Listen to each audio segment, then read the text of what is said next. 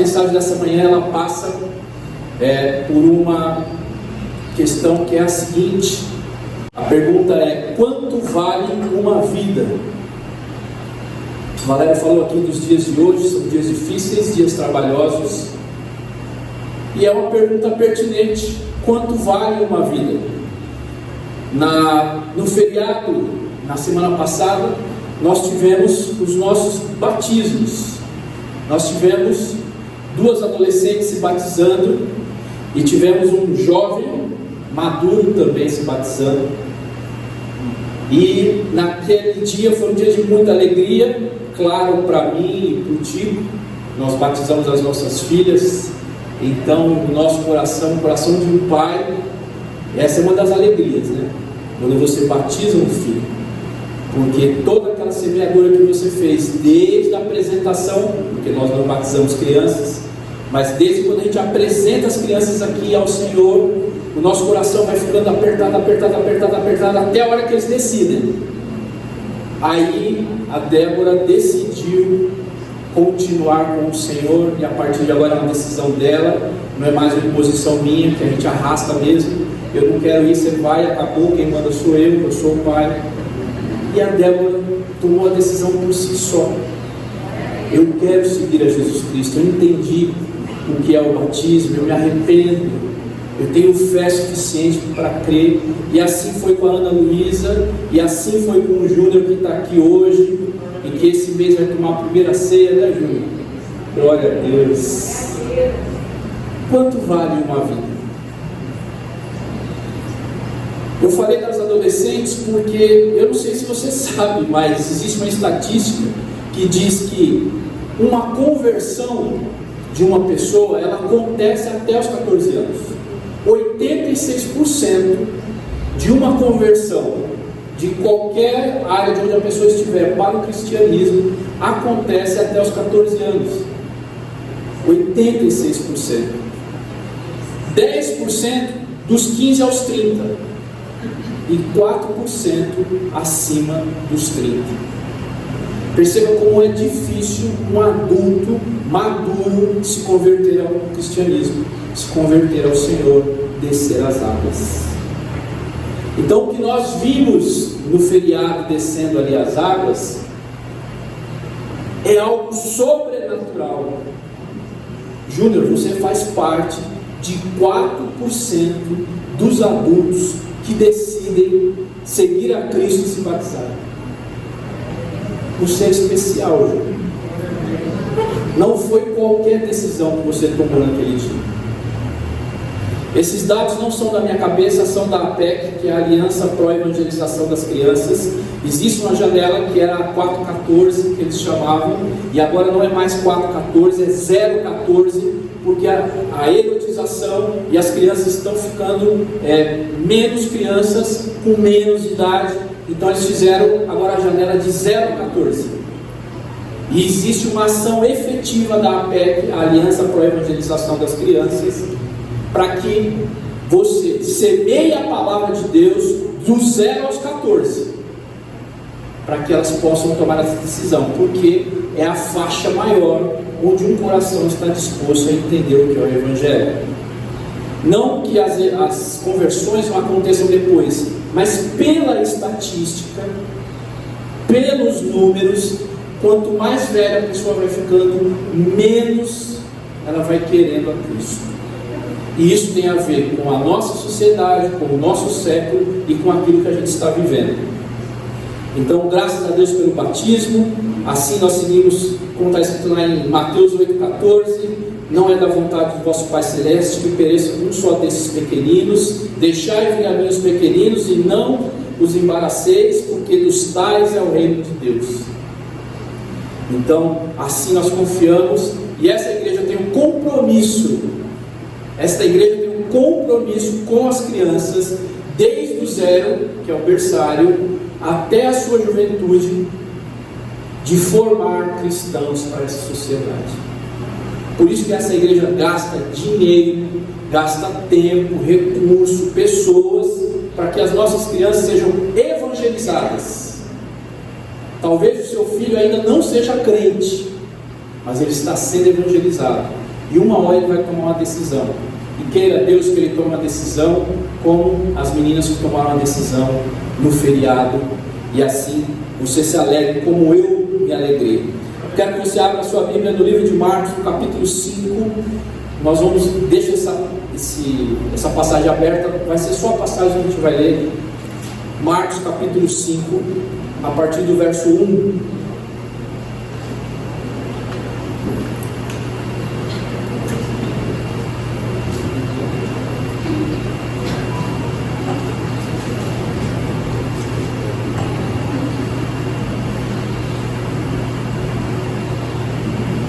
Achou aí o livro de Marcos? Capítulo 5. Vamos ler juntos?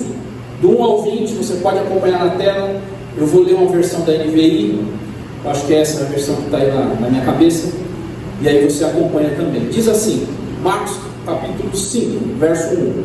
E eles atravessaram o mar e foram para a região dos Gerasenos. Quando Jesus desembarcou, um homem com espírito imundo veio dos sepulcros ao seu encontro. Esse homem vivia nos sepulcros e ninguém conseguia prendê-lo, nem mesmo com correntes, pois muitas vezes lhe haviam sido acorrentados pés e mãos, mas ele arrebentara as correntes e quebrara os ferros dos seus pés. Ninguém era suficientemente forte para dominá-lo. Verso 5. Noite e dia ele andava gritando e cortando-se com pedras entre os sepulcros nas colinas. Verso 6. Quando ele viu Jesus de longe, correu e prostrou-se diante dele, e ele gritou em alta voz: que queres comigo, Jesus, Filho do Deus Altíssimo? Rogo-te por Deus que não me atormentes, pois Jesus lhe tinha dito: sai desse homem, espírito imundo. Então Jesus lhe perguntou: qual é o seu nome? Meu nome é Legião, respondeu ele, porque somos muitos. Verso 10. E implorava a Jesus com insistência que não os mandassem sair daquela região. Uma grande manada de porcos estava passando numa colina próxima.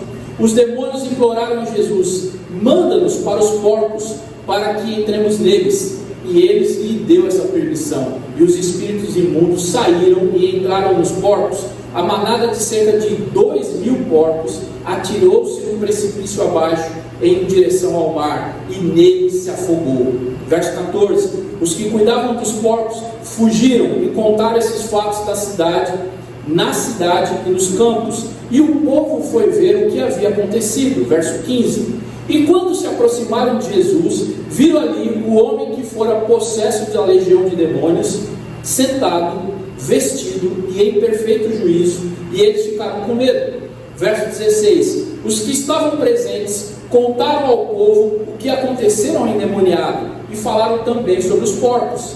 Então o povo começou a suplicar a Jesus que saísse do território deles. Quando Jesus estava entrando no barco, o homem que estivera endemoniado suplicou que o deixasse ir com ele. Jesus não permitiu, mas disse: vá para casa, para a sua família, e anuncie quanto o Senhor fez por você e como teve misericórdia de você. Então aquele homem se foi e começou a anunciar em Decápolis o quanto Jesus tinha feito por ele, e todos ficaram maravilhados. Essa passagem é intrigante porque tem uma série de coisas aqui. Algumas versões vão chamar de endemoniado gadareno, algumas de gerasenos e outras de gergesenos. Eu falo, mas qual que é? Fique com o endemoniado, essa é melhor. Mas os comentários bíblicos vão considerar que seja gerasenos, como é essa versão aqui da NVI, essa tradução.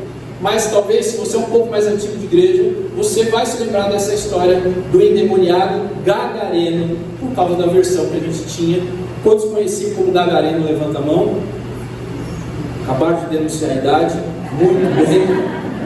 Era a outra versão que a gente tinha na época, então era o endemoniado gadareno. Mas os estudos vão sempre aprimorando, e a teologia também vai aprimorando nessas versões e traduções da Bíblia.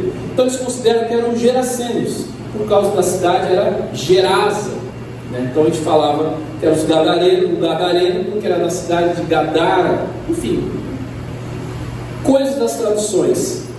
Mas um estudioso, vou tentar falar o nome dele correto aqui, o Warren Wendell Wiersbe, ou mais próximo disso. Ele escreveu um comentário bíblico, aliás, famoso, e ele considera que essa passagem aqui, existem 3 forças trabalhando com esse homem gadareno, ou endemoniado. Esse homem, ele estava sob 3 forças: forças de Satanás, forças da sociedade, que também quem é mais antigo chamava de mundo, então pensava sempre bastante o mundo, agora a gente fala sociedade, e também forças de Jesus, que estavam atuando sobre aquele homem. E deixa essa passagem aberta, porque a gente vai discorrer sobre ela. Então, a partir desse comentário do Wiersbe, que morreu com 89 anos em 2019, um grande estudioso teológico, ele considera que haviam forças trabalhando com esse homem. A pergunta que eu faço para você nessa manhã é: quanto vale uma vida para Satanás? Quanto vale uma vida para a sociedade? E quanto vale uma vida para Jesus? O que nós cantamos aqui, que é aquela música do Sepulcro que o Vitor cantou, nós vamos cantar lá no final. Aquela música tem muito a ver com essa mensagem. Vida ao sepulcro. Nós vamos cantar ela de novo. Não sei se você prestou atenção na letra, mas a gente vai cantar ela de novo. Você vai ver que tem tudo a ver com essa mensagem. Então, quanto vale uma vida para Satanás? O diabo roubou tudo de precioso que aquele homem tinha. Sim ou não? Sim, roubou. Ele roubou a família daquele homem, a liberdade, a saúde física, a saúde mental, a dignidade, a paz, a decência. Porque como é que aquele homem andava? Quando ele avista Jesus, Jesus desembarca na praia, aquele homem aparece.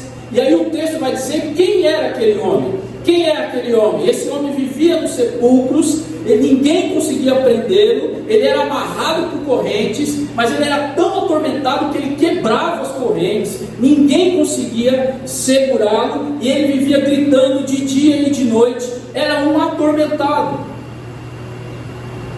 Esse era o endemoniado.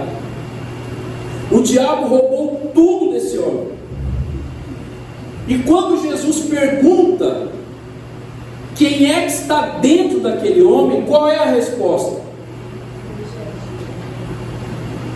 Perceba que o endemoniado não tem nome.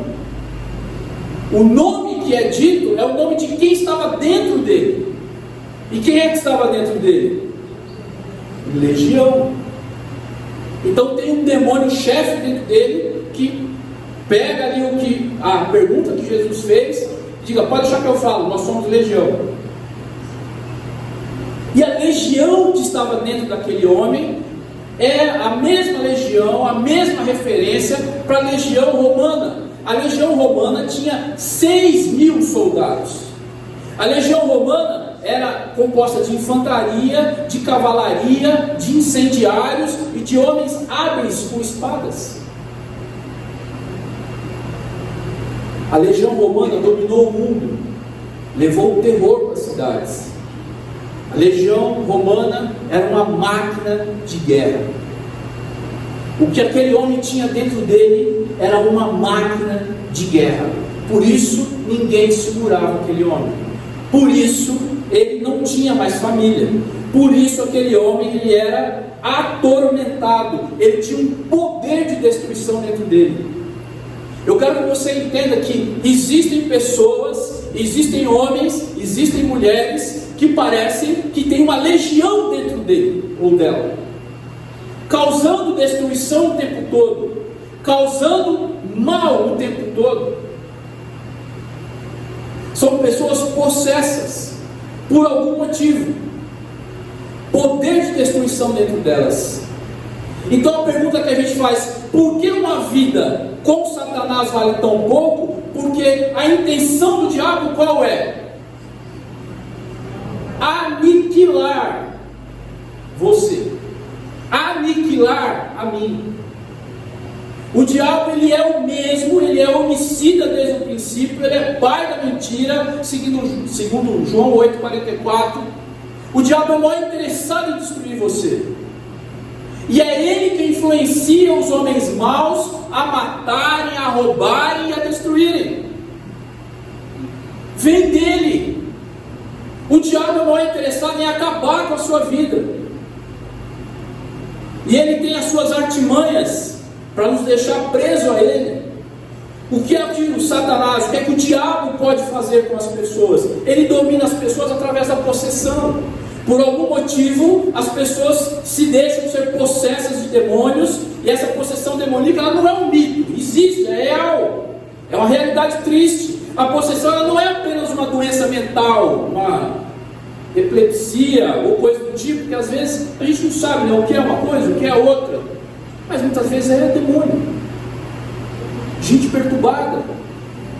Você já andou na rua com gente falando sozinha? Calma, não é as donas de casa, nem as professoras, fica tranquilo. A professora faz isso. Mas falando gente gritando, gente.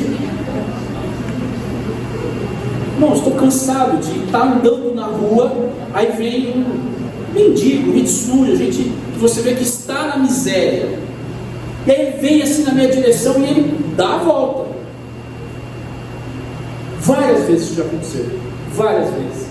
Gente perturbada por demônios. E pessoas perturbadas por demônios, elas não conseguem estar no mesmo ambiente onde Cristo está. Quando Cristo encosta o barco no mar, na praia, ele vem correndo, porque a presença de Jesus incomodou o demônio. Não tem como. E ele sabia quem era Cristo. E quando ele fala: por que é que você vem me atormentar antes da hora? Porque os demônios sabem que há um destino para os demônios. Saiba você que o inferno é preparado para o diabo e os seus anjos. Não é feito para nós. Mas tem um monte de gente querendo ir para o fim. E a maior bobagem que eu ouço é quando eu vejo um ímpio dizer assim: cara, eu vou para o inferno porque todos os meus ídolos estão lá. Eu vou para o inferno porque as músicas que eu gosto vão tocar lá.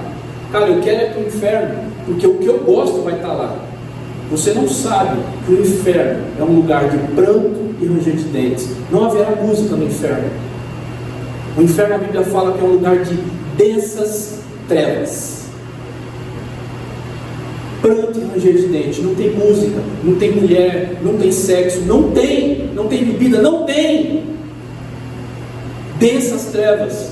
Não seja enganado pelo nosso tempo que quer glamorizar ou tirar o peso que o inferno tem. Porque se você tem fé suficiente para que um dia nós estaremos no céu, você precisa também ter fé que para aqueles que estarão também em condenação. Ouvi amém. Estão entendendo?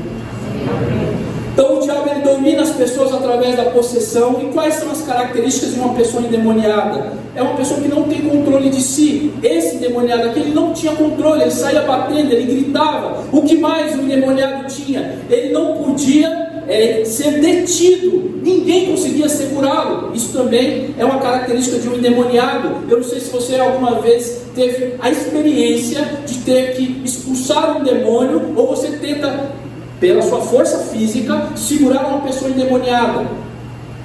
Você não consegue. Não consegue. Pelo aquilo que está nela, aquilo que está dominando ela. Uma pessoa possessa por demônios é uma pessoa que perde o amor próprio. Aquele homem, ele andava o quê? Nu. Ele gritava. É uma pessoa sem amor próprio, cheia de espíritos imundos. Uma pessoa possessa, ela tem conhecimento sobrenatural. Ela também tem um espírito de adivinhação.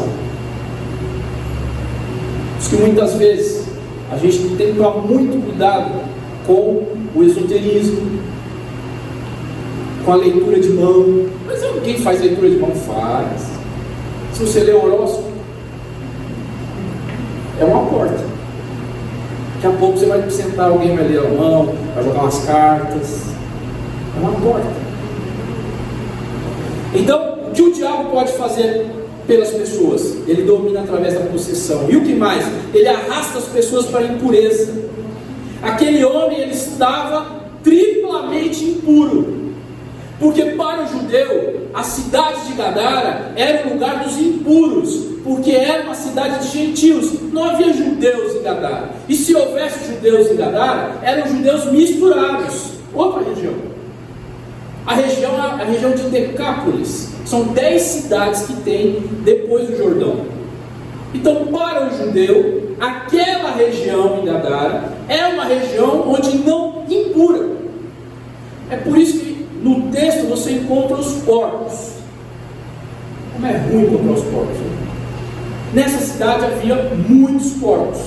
Por isso que o judeu não estava lá. O judeu não poderia consumir porcos. Os porcos que estão em Gadara, possivelmente, eram de gentios ou de pessoas misturadas com aquele povo. E por que impuro? Porque a cidade é impura. Aquele homem vivia num cemitério, é o que o texto diz. E não pense que o cemitério aqui no templo que está sendo relatado é aquele cemitério bonito. Já foi no cemitério bonito? Sabe quando você vai no cemitério e ele é plano, verde, com flores? Aí você olha assim, paz. O homem conseguiu ter uma experiênciazinha, né, o que pode ser o nosso lugar de paz. Então, eles constroem agora, né, o cemitério mais finos, né? Vamos pensar assim: plano, verde, florido, né? Com às vezes põe assim umas florzinhas rodando assim. Eles falam, rapaz, que lugar lindo, mas ninguém quer ir para lá. Mas que lugar lindo! Os cemitérios são lindos, caros também. Mas esse cemitério aqui, como é que era o cemitério aqui nessa época onde Jesus estava? Eram cavernas, eram sepulcros, eram fendas dentro de rochas. E como é que eles colocavam as pessoas que morriam dentro desse sepulcro? As pessoas ficavam lá, elas não eram enterradas, não havia caixão, não havia gaveta. Eu colocava lá e ia apodrecendo, enfim, seguindo aí o curso natural, biológico nosso. E esse homem vivia com quem? Com pessoas mortas, com pessoas em putrefação, com pessoas se deteriorando. Então assim, esse cara não bate bem. Pois é, não bate bem. Por isso ele era possesso por espíritos imundos.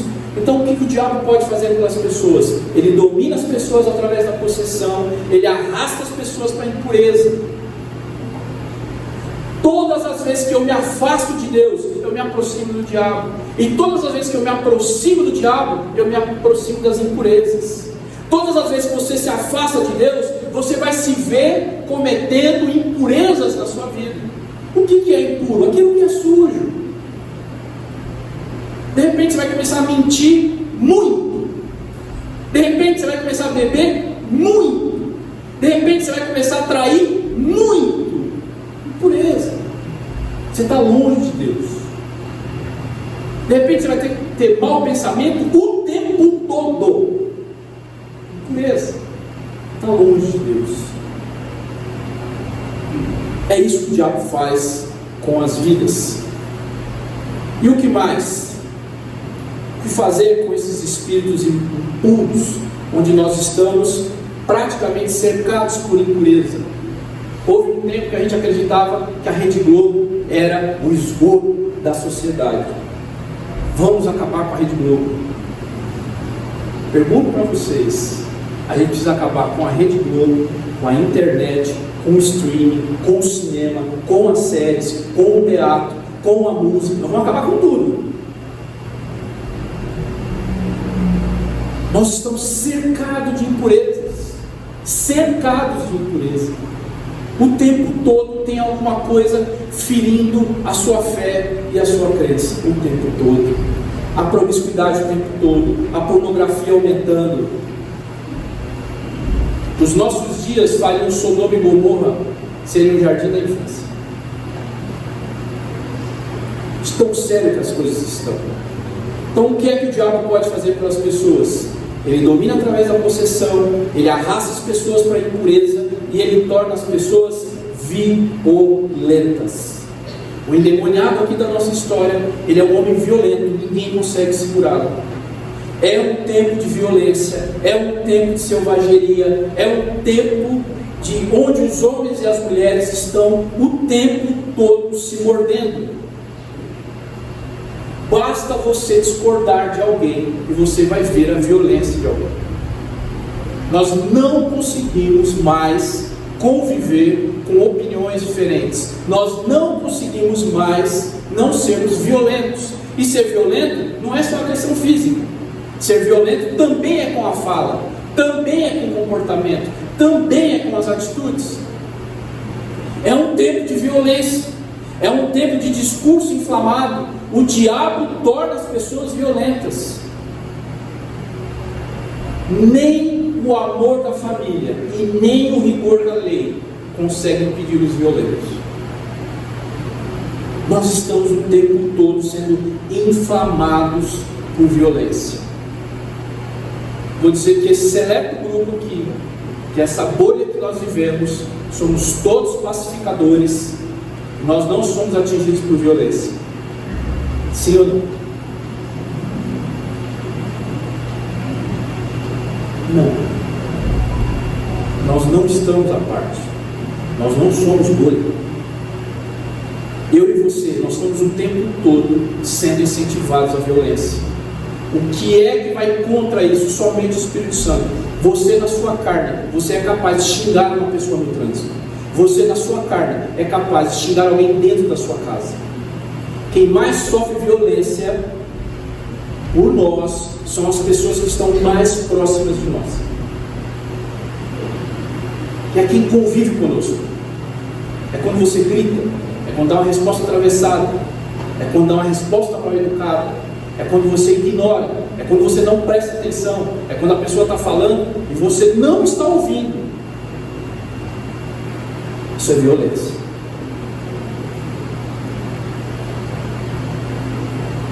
Que Deus levante os pacificadores, que eles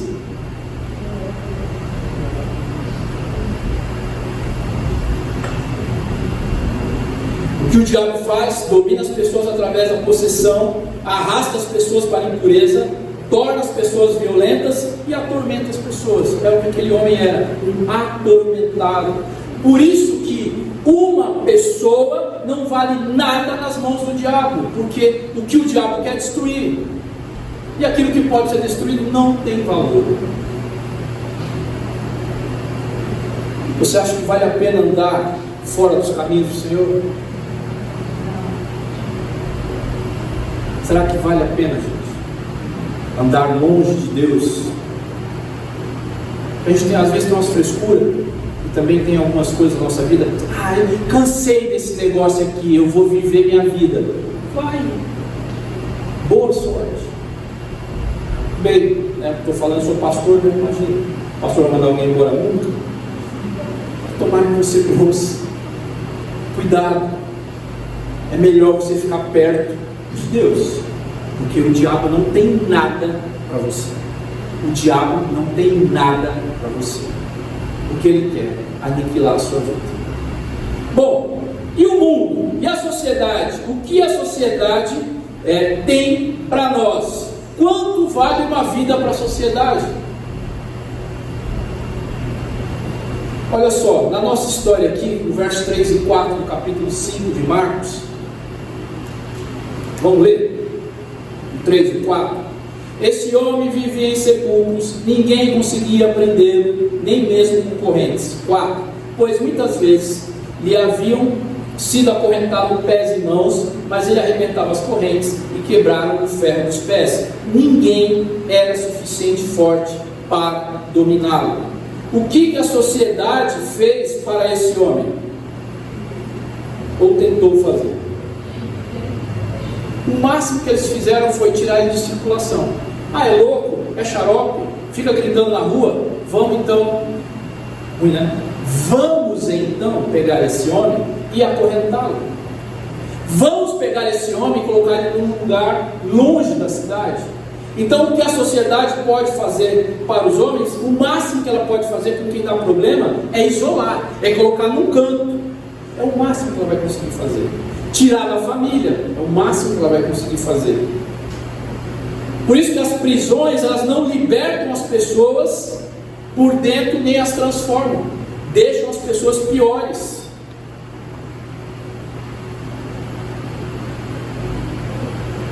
É muito fácil você lançar uma pessoa fora, numa caverna de morte, num presídio, e deixar essa pessoa em desprezo, do que transformá-la.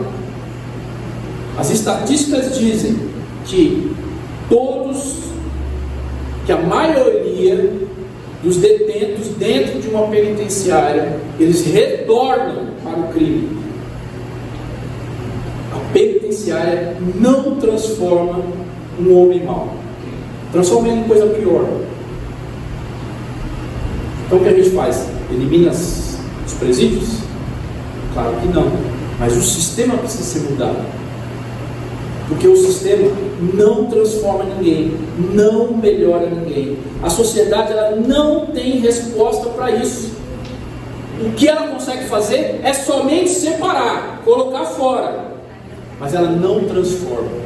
Pergunto para vocês essa manhã: quem é capaz de transformar um homem em uma mulher? Tímido demais. Quem é capaz de transformar um homem em uma mulher? A sociedade não é. A sociedade, ela não é o Evangelho. Somente o Evangelho transforma um homem de dentro para fora. Somente o Evangelho é capaz de transformar um traficante em um homem de bem. Somente o Evangelho é capaz de transformar uma pessoa que é a escória da sociedade em um homem bom, em uma mulher boa. Só o Evangelho. Não há sistema na sociedade que consiga, por mais que eles tentem, porque o que eles têm é pouco. Eles não têm muito o que oferecer. O que a sociedade pode fazer pelas pessoas, elas vão fazer o que fez aqui nessa história. Depois que os demônios pedem para Jesus, para que eles entrem nos porcos,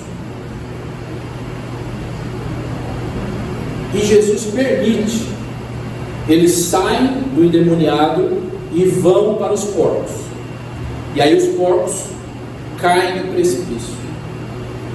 Eles não queriam ser atormentados antes da hora. Eles têm medo do fim. E eles queriam um corpo para ficarem atuando. Isso é o medo dos demônios que estavam dentro daquele homem. Quando a cidade fica sabendo o que aconteceu com os porcos, o que a cidade fez? Porque quem estava cuidando dos porcos foi contar na cidade: olha, aconteceu assim, um cara veio de barco, pegou aquele cara endemoniado, sabe, aquele, que a Bíblia não fala o nome, mas todo mundo conhecia ele na cidade, o cara agora está bem, mas olha o que aconteceu com os porcos. Cara, isso não se faz, meu. 2.000 porcos, isso não se faz. Coitado dos porcos. O que os porcos fizeram? Manda esse cara embora. E aí falaram para Jesus: ô Jesus, vaza daqui, meu. Deixa os nossos porcos em paz. A sociedade é isso. A sociedade não enxerga o que o Evangelho faz para o homem. A cidade aqui de Gadara, ela estava indignada com Cristo, porque ele havia jogado, porque ele permitiu que os demônios entrassem nos porcos. Os porcos pularam numa ribanceira. Ele estava acabando com a economia do lugar. O interesse da sociedade era o dinheiro, o comércio. E que importa que o maluco agora não é mais maluco? Isso não importa. O que importa são os porcos. Por isso que eu não gosto de porco. Misericórdia. Porco nunca é bom. Aliás, porco é bom só no prato. Torresmo, costelinha. Porco bom é porco morto. Pronto, isso eu posso falar. Porco bom é porco morto. No prato. Vamos lá. O que mais a sociedade pode fazer pelas pessoas? Muito pouco. Os porcos valiam mais do que a vida do endemoniado. Você que está me assistindo, você que está me vendo, a pergunta para você: quanto vale uma vida para o diabo? Quanto vale uma vida para a sociedade? Deixa eu te falar quanto que vale uma vida para Jesus.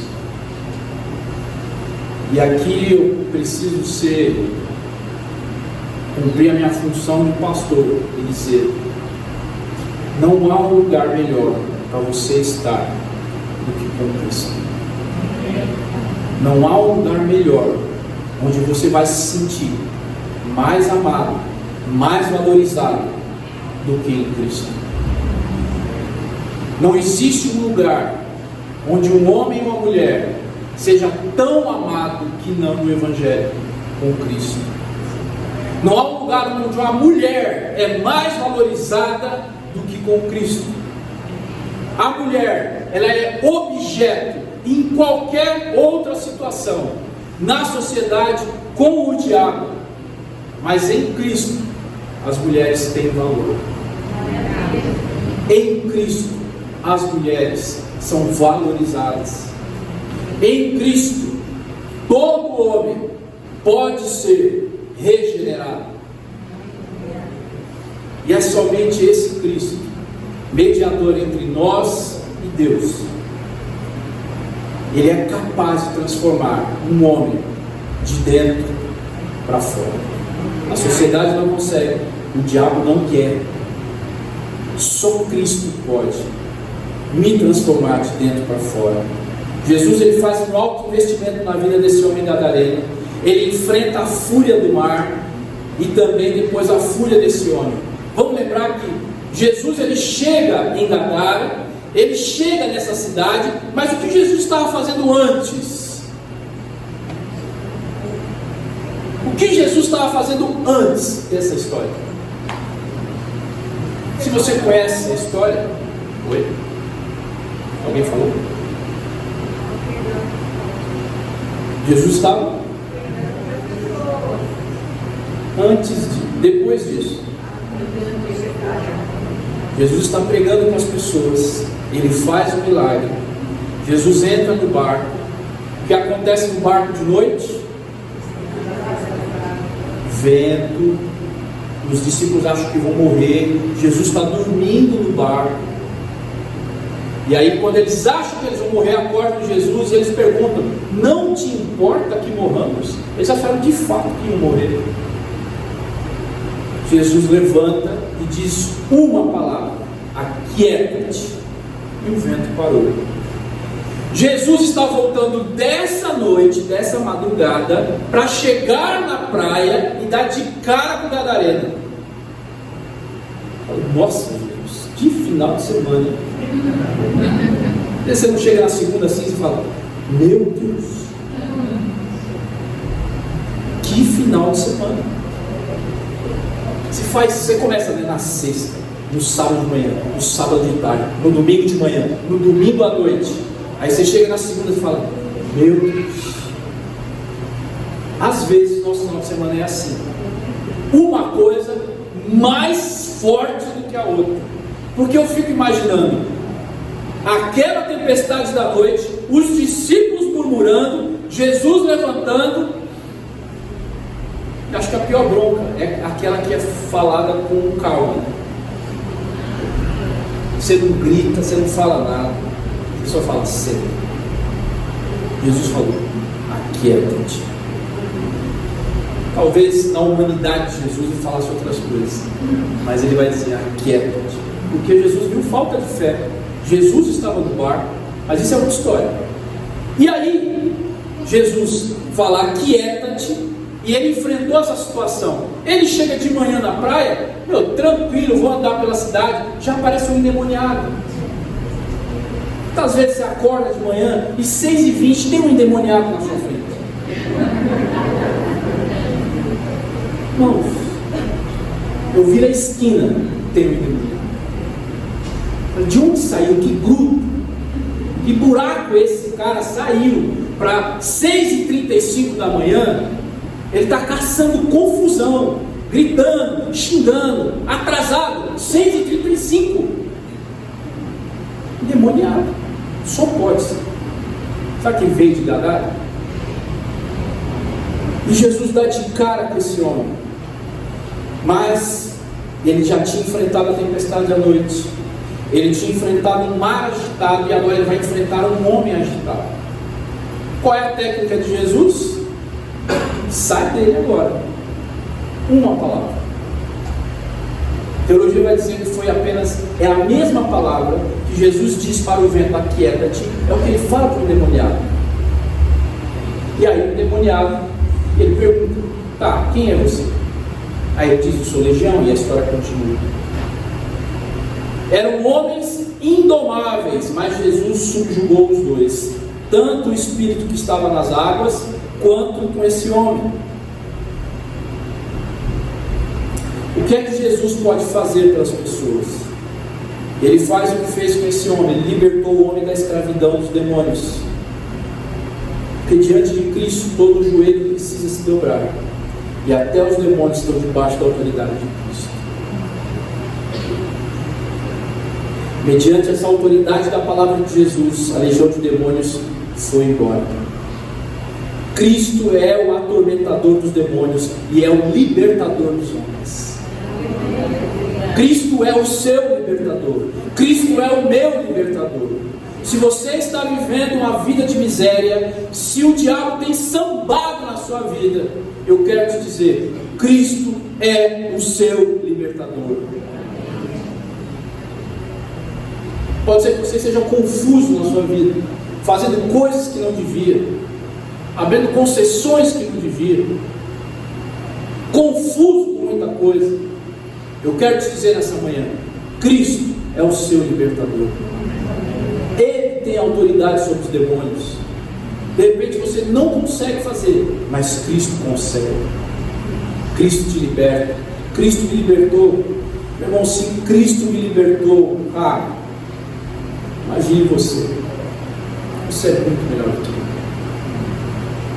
E Cristo é o nosso redentor, atormentador de demônios, libertador de homens. Jesus, ele traz os cativos à liberdade. Jesus está usando a sua palavra para intimidar os demônios. Jesus, ele é o terror do inferno. Esse é o nosso Cristo. O que Jesus faz pelas pessoas? Ele liberta os homens da escravidão e ele também traz dignidade. Vamos ler o verso 15 do capítulo 5 aí de Marcos. Nós estamos falando aqui a manhã toda de um homem atormentado, um homem endemoniado, um homem das trevas. Olha que cena, o verso 15. Quando se aproximaram de Jesus, viram ali um homem que fora possesso da legião de demônios. Pergunto: como é que esse homem está? Primeiro, sentado. Segundo, terceiro, com juízo. Você longe de Cristo, você longe de Deus, vai dar vexame. Você longe de Deus, vai virar piada com o mundo. Você longe de Deus, vai cometer atrocidades. Você longe de Deus, vai perder o amor próprio. Você longe de Deus, vai dar muito mau testemunho. Mas você com Cristo, você vai estar sentado. Um homem que passava as noites gritando, nu. Esse homem que andava maluco, estava sentado do lado de Cristo. Esse homem que andava pelado, agora está vestido do lado de Cristo. E esse homem maluco, que não tinha juízo, está do lado de Cristo com o juízo. Quando você vê uma pessoa perturbada, uma hora ela está fazendo um negócio, outra hora ela está fazendo outro negócio, outra hora ela está indo em uma direção, outra hora, gente perturbada, não sabe para onde vai. Então, onde bate o vento ela vai. Gente atormentada. Mas quem anda com Cristo tem direção. Quem anda com Cristo sabe o que quer. Quem anda com Cristo tem paz para tomar boas decisões. Sentado, vestido, com o juízo. Você quer parar de ficar correr atrás do rabo na sua vida? Ande com Cristo. Você quer parar de ficar tomando decisões que você não sabe se é de Deus ou não? Ande com Cristo. Você quer parar de dar vexame, parar de andar pelado? Sente ao lado de Cristo. É isso que Ele faz por mim e por você. É isso que Ele pode fazer por mim e por você. Esse é o nosso Cristo. Ele liberta você da escravidão dos demônios. Ele te devolve dignidade e Ele te dá uma missão. Do 18 ao 20 diz assim, no capítulo 5 de Marcos: quando Jesus estava entrando no barco, o homem que estava endemoniado suplicava para ir com Jesus. E Jesus disse para ele: olha, você não vai. Você vai voltar para sua casa, para sua família, e você vai anunciar o quanto eu fiz por você. Então aquele homem se foi e começou a anunciar o Evangelho lá na cidade. O que Jesus faz comigo e com você? Ele nos dá uma missão. Não existe coisa pior na vida do que gente perdida, gente que não sabe para onde vai, gente que acorda e não sabe o que vai fazer, gente sem propósito, gente sem direção.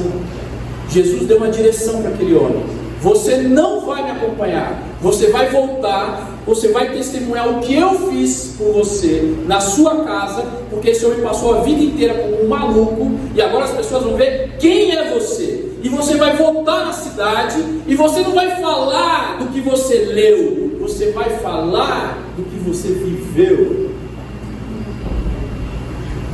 Isso tem uma grande diferença.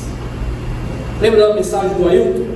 Todo homem, ele é mais liberto do que formado. Se Cristo libertar você, você vai viver um evangelho diferente. A sua palavra vai ter poder, você vai ter direção, você vai parar de dar vexame, você vai andar com direção. Esse é o valor que Cristo tem, esse é o valor que Cristo dá para cada um de nós. Esse é um amor que eu e você não entendemos, porque Ele nos amou primeiro. O que Jesus faz com o endemoniado é amar aquele endemoniado primeiro. Ninguém acreditava naquele homem, mas quando Jesus desce na praia, Jesus olhou para aquele homem e Ele amou aquele homem. Ele sabia o que aquele homem viria a ser. Depois que ele teve encontro com Cristo, dizem a tradição cristã que aquela região foi evangelizada por um homem que não tinha nome, mas que tinha um passado terrível. Sabe que estamos falando da mesma pessoa? Depois daquele encontro com Cristo, ele foi transformado, e transformou a casa dele, e transformou a cidade dele. Você quer ser transformado também? Você quer transformar a sua casa? Você quer transformar o seu enredo, os seus vizinhos, o seu bairro, a sua cidade? Seja transformado por Cristo. Eu não sei quantos aqui nessa manhã precisam sair das tumbas, dos lugares.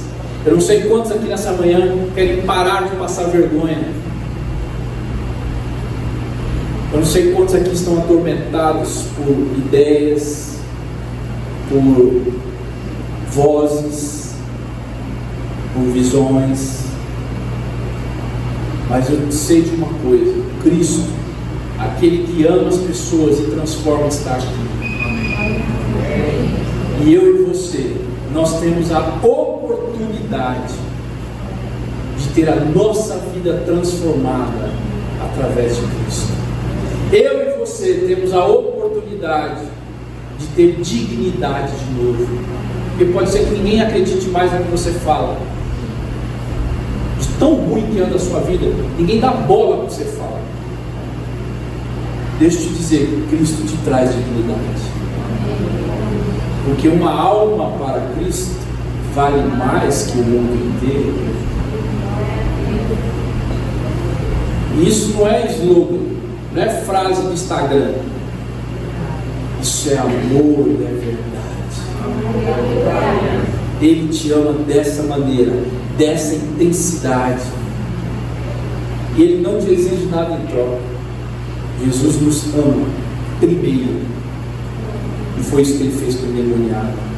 Se Ele fez isso com o endemoniado, eu acho que você não é um endemoniado, pelo menos alguns.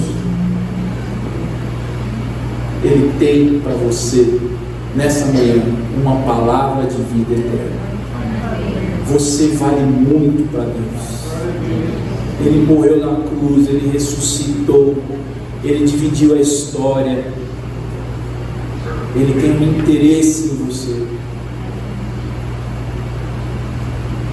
Ele veio para libertar os cativos e oprimidos de Satanás. O diabo não tem nada para você. A sociedade não tem nada para você. Os vícios não tem nada para você. Os prazeres não tem nada para você. O dinheiro não tem nada para você. Não tem. Nós nos enganamos com os prazeres, nós nos enganamos com o dinheiro, nós nos enganamos com a fama, nós nos enganamos. Nada disso vai transformar a sua vida. Tem muita gente andando sem rumo nessa terra, achando que uma dessas coisas vai trazer transformação. Mas de dentro para fora, só Jesus Cristo. De dentro para fora, só o Filho de Deus. De dentro para fora, só aquele que amou primeiro. Vamos orar? Vida no sepulcro. Se você tem andado caminhos de morte, deixa Cristo transformar a sua vida de dentro para fora. Eu não sei se você é um atormentado de alma. Eu não sei se você anda dando vexame. Mas eu sei que há um Cristo disposto a transformar a sua e a minha vida. E nós vamos orar assim. Se você tem algo a confessar, se você tem algo para dizer para esse Cristo, se há algum motivo de arrependimento seu, eu queria que você fizesse agora, diante do Senhor. É dia para isso. Você está na presença do seu Pai. Você está numa comunidade de fé. E há poder quando nós oramos. Eu quero que você ore. Tem algo aí dentro de você que precisa de arrependimento? Tem algo dentro de você te dominando? Tem algum prazer que tem cegado aí os seus entendimentos? Tem afastado você de Deus? Tem algo aí dentro de você que te acusa de dia e de noite? Tem algo aí que você anda fazendo que ninguém sabe, mas tem destruído a sua vida? É um veneno para a sua alma. Não é motivo de vergonha, mas é motivo de arrependimento. Porque eu e você sozinhos, nós não somos capazes de vencer o mal. Mas uma vida entregue, com o coração aberto, uma vida que se achega perto de Cristo, é capaz de sossegar, de sentar, de colocar uma roupa e de ter juízo, de saber o que está fazendo. Faça a sua oração. Nós vamos cantar e depois eu vou orar por você.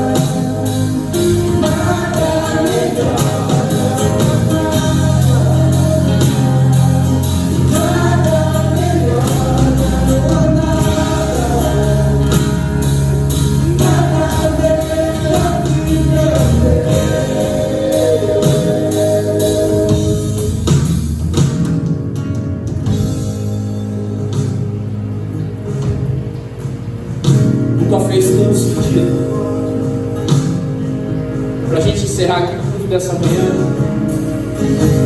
quero orar primeiro com você que de repente não conhece a Cristo. Se alguém aqui nesse lugar que não entregou o seu coração ainda a Jesus Cristo, que não entendeu ainda, ou que está namorando, está se achegando, está sentado do lado de Cristo, mas ainda não disse: eu recebo a Cristo na minha vida, quero te incentivar a ser transformado nessa manhã. Eu vou te dar essa oportunidade. Se você está assistindo aí na sua casa, você também tem essa oportunidade. Nós estamos aqui falando de um domingo de manhã. Ainda não sei quando você vai ouvir essa mensagem no futuro, onde você vai estar, no celular, no seu carro. Eu quero te dizer uma coisa: só Jesus Cristo, só Jesus Cristo é capaz de transformar a sua vida. Se você quiser entregar o seu coração a Ele, esse é o momento. E é assim que nós fazemos. Quero dar oportunidade para você que está presencial aqui, nesse dia do domingo de manhã, para você que está aí no futuro, mas foi tocado por essa mensagem. Vou perguntar mais uma vez e vou orar. Se você ainda não entregou o seu coração a Jesus, levante a sua mão e você vai orar comigo. Amado Jesus, estamos aqui nessa manhã num lugar onde pessoas que já ouviram o teu nome entenderam essa mensagem.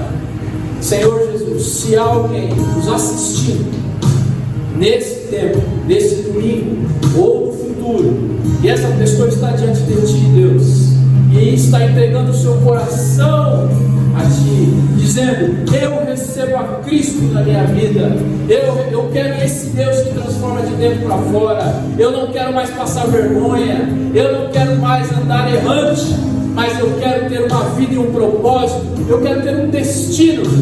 Senhor, entra agora nesse coração, onde ele estiver, onde ela estiver. Só o Senhor, só o Evangelho tem esse poder para transformar um homem pecador num homem de bem. Só o Evangelho tem esse poder transformar uma mulher que não tem valor para essa sociedade em uma mulher muito valorosa, que o seu valor excede aos rubis e diamantes.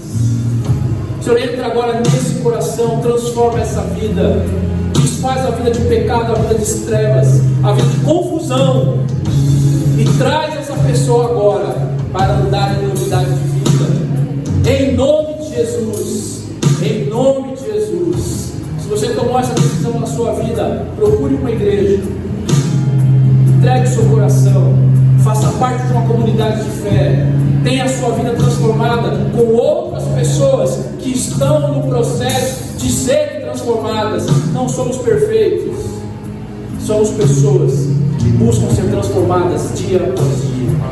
Amém? E agora eu quero orar por você por essa mensagem. Senhor, obrigado por esta manhã, porque o Senhor trouxe o alimento, Senhor, para esta igreja. Senhor, nos livra de toda a confusão, Senhor, deste mundo, dessa sociedade. Senhor, nós entendemos o valor que tem uma alma para Ti.